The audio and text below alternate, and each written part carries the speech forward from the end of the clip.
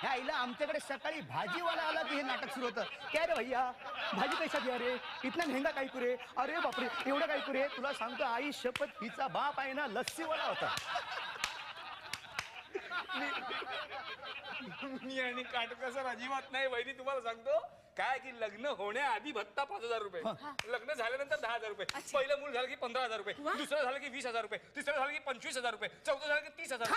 थांबू नको वाढवत राहा. हिलते जा हिला ते जा.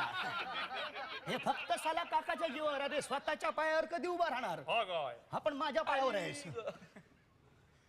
महिन्याला 20,000 रुपये. वा, म्हणजे काय लग्नानंतर संसाराला 20,000 रुपये लागणारच. लागणार आहेत. वर्षाला सुद्धा आणत नाहीत हे.